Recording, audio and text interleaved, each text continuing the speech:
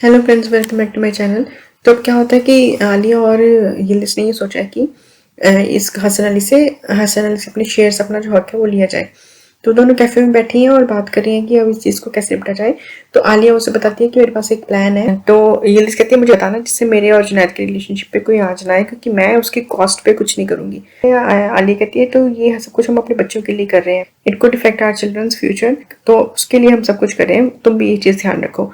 तो कहती है अच्छा ठीक है बताओ। तो कहती है तुम्हें बस इतना करना है कि हसन अली का फ़ोन लेना है और वो कुंवर को भेज दूंगी कि एक बंदा लेके आएगा, उसके अंदर एक ऐप इंस्टॉल कर देगा जिससे हमें पता चल जाएगा कि वो क्या करता है, कैसे कैसे किससे किससे बात करता है, और बस इतना ही काम है और उसे वापस ले लेना है। ये कहती है ओह, एज इफ ये इतना ही ईजी जितना जैसे तुमने बताया, कितना मुश्किल काम है ये।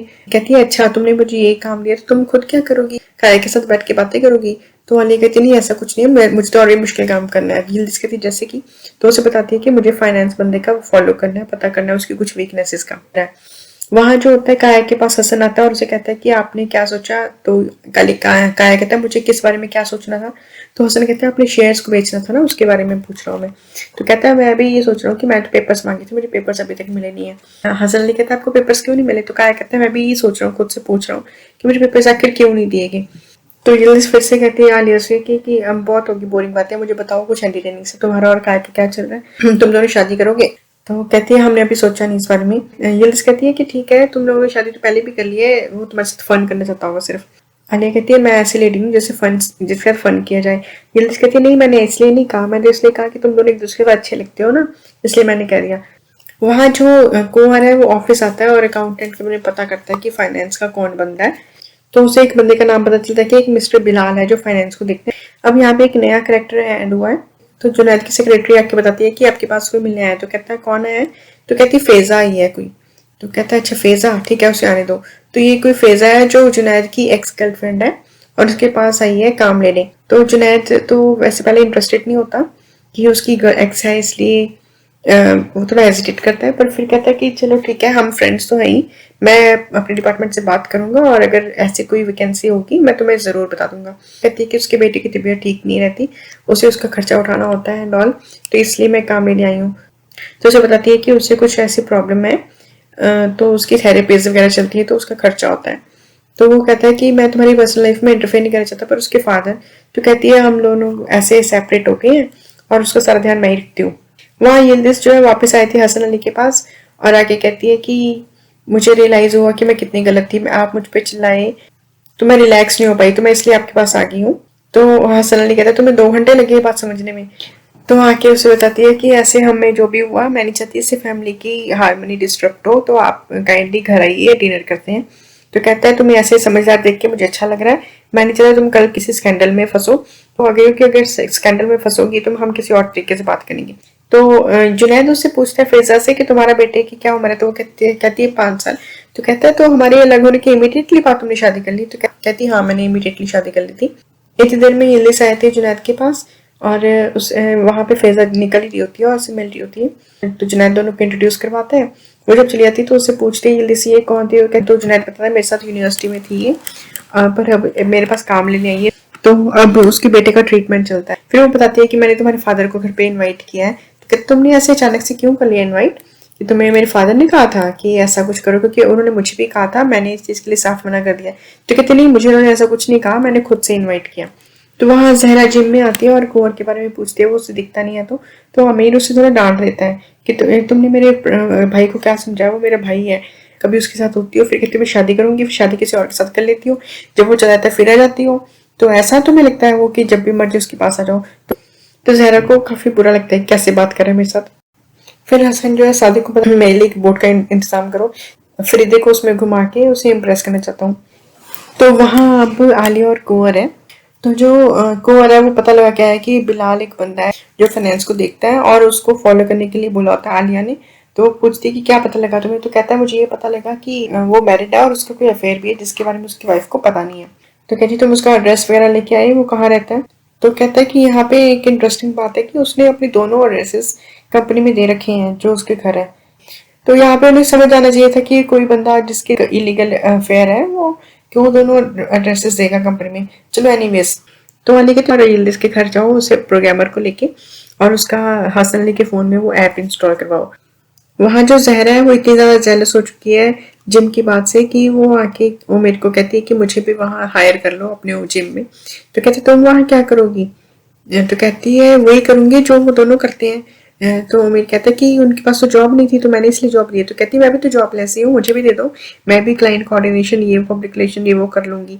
उमेर हसन को पता पूछ ले कि मैं क्या करूँ, मैं उसे कैसे मना करूँ। वो जहरा मुझसे काम मांग रही है जिम में। तो हसन भी वही कहता है कि वो तुम दोनों को भी तो दिया है तुमने कुछ काम, उसको भी दे दो, उसको मना मत करो, वो बेचारी घर पे ऐसे बैठी है, ये अच्छा ही होगा। वहाँ आलिया आती है काया के पास।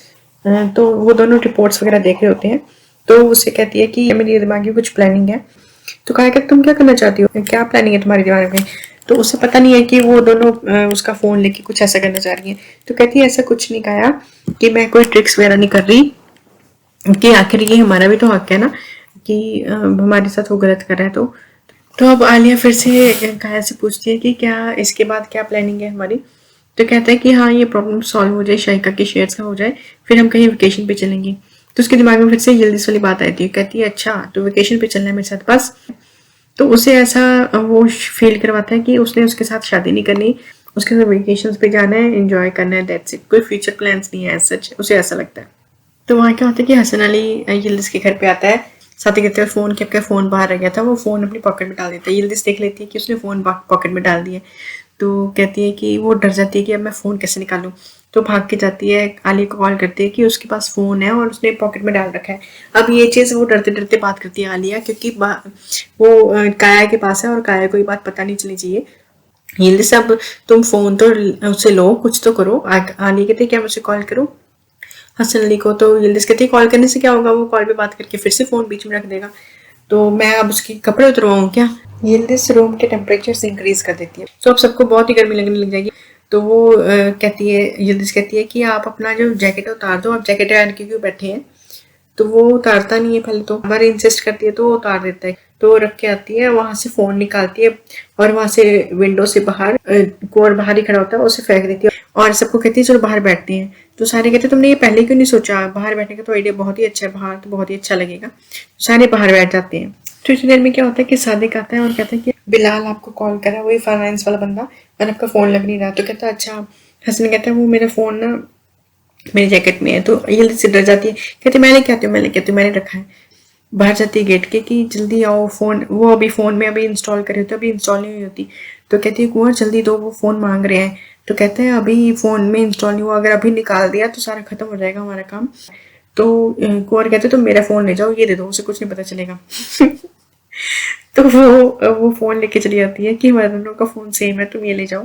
तो वो जैसे ही लेके आती है, लाइक फोन उसके पास लेके आती है, कहती है एक्चुअली ये जो ना आपका फोन की चार्जिंग नहीं है, अगर आप कहेंगे तो मैं इसको लगा देती हूँ चार्जिंग पे। तो कहता है अच्छा ठीक है चलो लगा दो।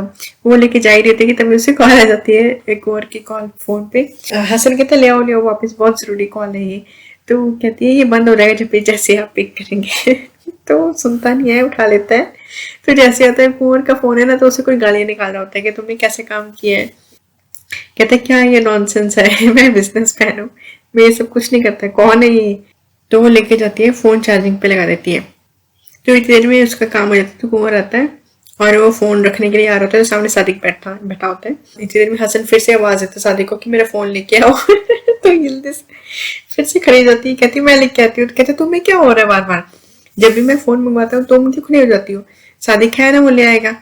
वो बैठ जाती है तो वो सादिक लेने जाता है फोन। इतनी देर में वो है ना, वो फोन इंटरचेंज कर रहा था, अपना निकाल रहा होता है चार्जिंग से और हसन का लगा रहा होता है। इतनी देर में वो आ जाता है सादिक, कि मैं यहाँ थोड़ी देर पहले आया था ना, तो मेरा फोन यहाँ रह गया था, वो बस वो ढूंढ रहा था, लेने आया था। तो सादिक को थोड़ा डाउट होता है। तो वो आके सादिक जो है ना बताया था हसन को कि आपका फोन वहां पड़ा था, वहां पे कुंवर ना कुछ कर रहा था इसके साथ। तो दोनों का दिमाग एकदम स्ट्राइक करता है कि कुछ गड़बड़ है, हसन के भी और सादिक के भी। तो ये जैसे थे कुंवर थोड़ी देर पहले आया था ना, तो उसका फोन यहाँ रह गया था, तो मे बी वो लेके चला गया हो आपका। तो हसन कहता है मेरा तो फोन जैकेट में था, तो मिक्सअप कैसे हो गया? कहते नहीं एक्चुअली मैं जब आपकी जैकेट टांग रही थी ना, मुझे हैवी लगी, तो मैंने उसमें से निकाल के रख दिया और जैकेट टांग दी। तो वो आया होगा, उसने आपका फोन ले गया होगा ये समझ के कि मेरा है, और अपना छोड़ गया। वो जैसे घर आते हैं, इवेंट्स को सीक्वेंस वाइज सोचते हैं, तो उन्हें लगता है कि कुछ गड़बड़ है, कि डेफिनेटली फोन में कुछ है। बहुत ही स्लो बात कर रहे होते हैं कि मे बी हमारी कोई बात सुन भी रहा हो। तो कहता है इमीडिएटली ये फ़ोन को उठा के फेंक दो पानी में और मेरे लिए नया फ़ोन और नया नंबर लेके आओ। कहता है कि इसका मतलब काया उतना भी बोला नहीं जितना मैंने सोचा। काया को पता चल गया होगा कि इसमें डॉक्यूमेंट्स कुछ गड़बड़ है, तो उसने ये चीज़ आलिया को बताई होगी। आलिया के साथ उसने कोलैबोरेट कर लिया होगा यिल्दिज़ ने और सारे मिलके मेरे अगेंस्ट काम कर रहे होंगे। तो कुंवर को भी ये लगता है कि इस बार ये काम बनेगा नहीं। कहता है कि कुंवर कहता है यिल्दिज़ के साथ ऐसा क्यों होता है पता नहीं, कि जब भी वो कोई कुछ काम करती है कुछ गड़बड़ हो ही जाती है। तो आलिया कहती है ऐसा क्यों कह रही हो, क्या फ़ोन वाला काम हुआ नहीं क्या? तो कहता है मुझे ऐसा लगता है कि वो इस बार फंसेगा नहीं। Thank you so much for watching.